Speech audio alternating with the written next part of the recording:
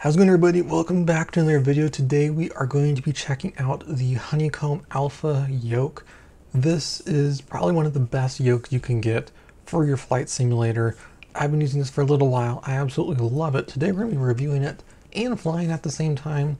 We're going to show it off while we fly the airplane. So it's going to be pretty cool. I'm excited for this video.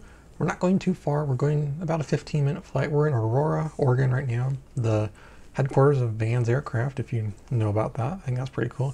And we're going to be going down to the state capital, Salem, and it should be about a 15-minute flight. It's overcast at about 10,000 feet today, so we shouldn't have to be having any issues really with weather. But anyway, here we are. We are going to go ahead and get the airplane started up. I do have the Logitech throttle quadrant over to the side. I have the flight velocity trim wheel, if you can see that right here. And then I do have Logitech rudder pedals. That's not what this video is about. We're talking about the Honeycomb yoke today, and let's go ahead and get started. First thing I absolutely love about the yoke is the buttons. You don't have to have a separate control panel for these buttons. Turn our beacon on before we even turn the battery on. That's one thing you always do in an airplane. Then we turn our battery on just like that. This goes along perfectly with the Cessna 172. It has two avionic buses on the 172. Not the G1000, but the G50 530 version. Other airplanes don't have this, but all these buttons go exactly with what you see in the 172. I'm going to turn on our fuel because they always like to turn that off. We'll turn on the parking brake, and we're ready to get on out of here. So we'll make full rich on the mixture. We have our magnetos right here. You can see that. We have our key, and we can put it to start. Hold that there, then put it back to both. And then just like that, we have our engine started with the key. That's awesome. Turn our alternator and our two avionics buses, and that's all there is to it. I have my push to talk button on the back right here. This is what opens the ATC menu. So we'll tune the ground and we'll ask them to depart to the south. But while we are here, I can turn on our taxi light if we want. We'll also do nav and strobe since it's a little overcast. We do have this hat switch right here, which we can use to look forward or down, two different levels. We can also look left and right. So that's pretty cool. And that's all we need to do for now. Let's go ahead and get on out of here. We'll talk a little bit more about the yoke, some of the things it can do, and some of the buttons I have set up later on once we get closer to where we're going to take off. For the springs and feedback inside the yoke, it's a little more how the yoke would feel when you're in the air rather than on the ground. If you're on the ground, you can push it forward, and there's no wind resistance on your elevators to push the yoke back towards you. So if we're stationary, I can push it forward, and it's not going to come back to me like this does. So the feel of this is how it would feel when you're in the air and you have the resistance of the wind. So right now we have a left crosswind. We would correct for that by holding it here, but of course if I let go, it's going to pop right back. So unlike the real airplane, you can't just kind of let it there and sit there. You do have to hold it, otherwise it will kind of come back at you like that. It's not the biggest issue in the world. I tend to prefer the feel of in the air because that's kind of how it's supposed to be, but there's one thing to keep in mind is that it does require a fair amount of force for the elevators, and then the ailerons do snap back pretty fast. So just keep that in mind. I don't think it's really anything you should worry about because all of them are pretty much going to be like that, but just so you know that's how it works. Up on the left we have a run-up area. I'm going to go in here and I want to show you one of my favorite things about this yoke is the Magneto Switch. I love that thing. It's just super realistic, and it allows you to just check your magnetos and do a run-up in a more proper way than you really could with any other type of yoke that may not have this, or just in the simulator itself. So I'm going to use my hat switch. We'll pan down here to see your instruments in full. I'm going to bring the RPMs up to 1,700. And then now we're going to test our magnetos. So you can see that right there. We're on both. If I bring this over to left, we should be able to see that drop right there. And then I'll go back to both. And then go test the right one. There's the drop. And back to both. So just like a real airplane, you can test your magnetos with the key. I love that. We're going to go ahead and request clearance to take off here, and we will talk about this more once we're in the air. runway is clear. We're going to have a right crosswind today. So we will start with a little bit of crosswind correction just to show you how it works on the yoke. Line up at the center line. They didn't say anything about a no delay, so we'll take our time here. We'll go full aileron deflection into the wind, and we will slowly let that go as we build up speed.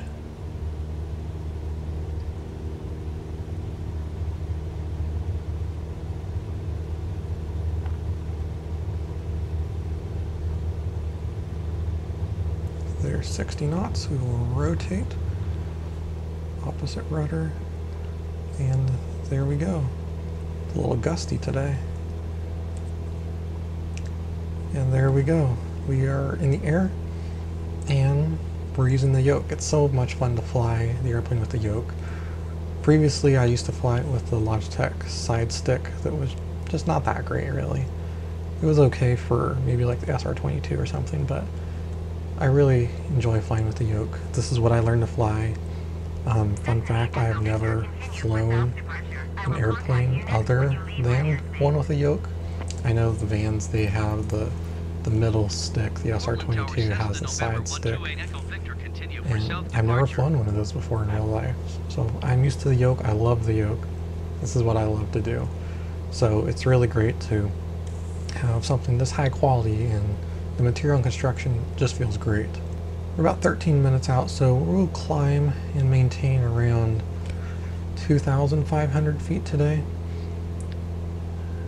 We'll listen to the weather once we get a little bit closer here. We'll turn off our landing light for now, just like that. We're going to take a look at some of the other buttons. Here we have our push to talk, as usual, and this hat switch I already went over. We also have this button right here, which I use to toggle between my outside and inside cameras. On the outside camera, we can also use our hat switch to pan around the camera, or around the airplane. So that's kind of cool. On this right switch right here, I use it to recenter the inside camera. Right now I don't have this set up as much of anything. It is defaulted to trim, which makes sense. That's typically what you would have your trim for, but I do have my my trim wheel over here, so I don't use that for that. And then this is rudder trim. I mainly fly the 172 because that's all I really am used to and know how to fly very well. So I don't have a setup for rudder trim because 172 doesn't have that. So I just have this set up to adjust my heading bug. That's all I have that for. And then we do have our autopilot disconnect button. I do have that set up for autopilot. And those are all the buttons. There's a lot of buttons on here. Not something you would get normally on a other yoke. Logitech was always another option for me and another contender, but they don't have nearly as many buttons, and I really, really love this Magneto selector and then these switches. It's super awesome. You don't have to get another panel or anything like that, and I really like this yoke. It is a little bit more expensive than any of the other ones on the market, but I think it's worth it. The only issue right now is being able to get one. It's somehow very hard to get one of these. So yeah, if you can get your hands on one, I think you definitely should. This is definitely the right option to go with other than any other option on the market. I know there's some other ones that integrate the throttle into the yoke up here. That one's not my favorite. I just really like this one. I've used this yoke in both X-Plane 11 and Microsoft Flight Simulator. It works about the same in both. For some reason in Microsoft Flight Simulator, there's a little bit of a weirdness going on where the yoke in the airplane does not quite match the physical yoke in real time. It seems to snap full left or right when I'm not full left or right. So it likes to do its own thing a little bit. It's a little more sensitive than the actual thing. It performs one-to-one in X-Plane, but in this Microsoft Flight Simulator, it does not quite go one-to-one real time with where you position the yoke. So just keep that in mind. But for the most part, it works really good.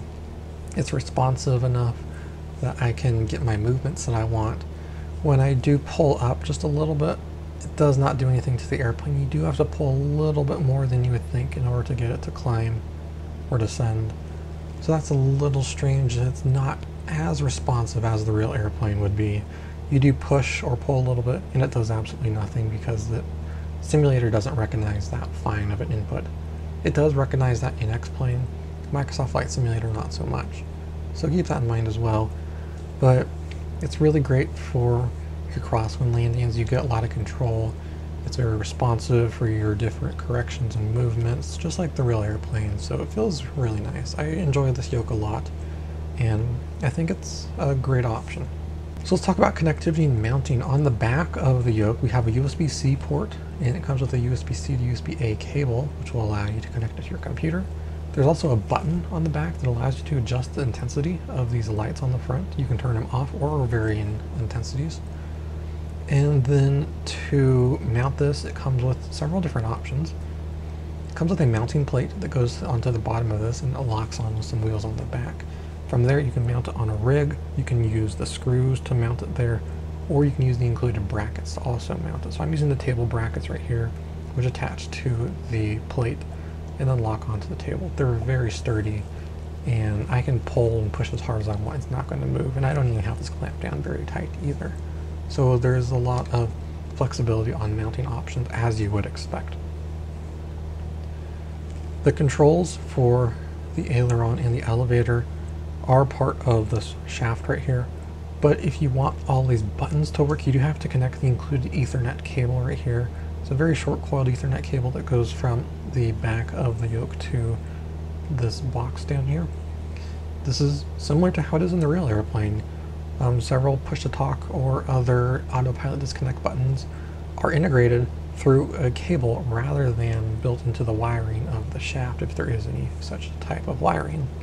So that means that we do have to have this cable, but again, just like the real airplane, that's to be expected. We know that that's going to be there, so it's really not a major issue, and it doesn't affect how far you can pull it towards you at all either. The cable is just the perfect length that you can pull full towards you and it's not going to get in the way at all. So it looks like we're about 9 miles to the north of the field. Let's see if we're within range to talk to them yet, if they want to hear anything from us yet. There it is. Let's get the weather first. Okay, so we got our altimeter, we'll get that. And going to go through a little bit of clouds here. And it looks like it's not nearly as clear down here. Landing departure runway 16. We have, what was it again?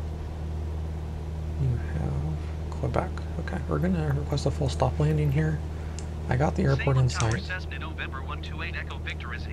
We're 8 miles with Romeo. Okay, well, that's different. And it looks like someone just landed there. Straight in runway 163006. Is the altimeter? We got that. Okay, straight in 16. Fly straight in runway 16 Cessna 8 Echo Vector. I just opened up the map here and it looks like someone just landed there. And we are approved for straight in on 16, so we need to go to the right a little bit. You can see those are the path lights for run 16, I believe. And so we're just going to make, they said straight in, we're kind of more set up for the left base, but that's fine. We'll just follow those lights in. We'll descend in about a minute or so. We are going to confirm we are on a heading of 16. So we are lined up for the runway. I did overshoot that a little bit. I was not paying attention. We overshot 16 a little bit. We were lining up for 13 almost. And it looks like we're going to do our last notch of flaps. So we're below 85, 30 degrees of flaps. I was not paying attention. I overshot 16 there. We can see we are still wide over white. And put my feet on the rudder pedals here, and we will get ready to land.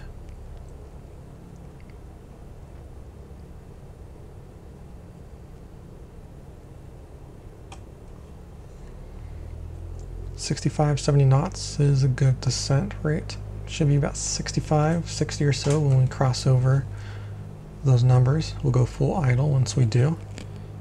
You can see we were able to make finer corrections here with the yoke. It works really good. We'll go idle here.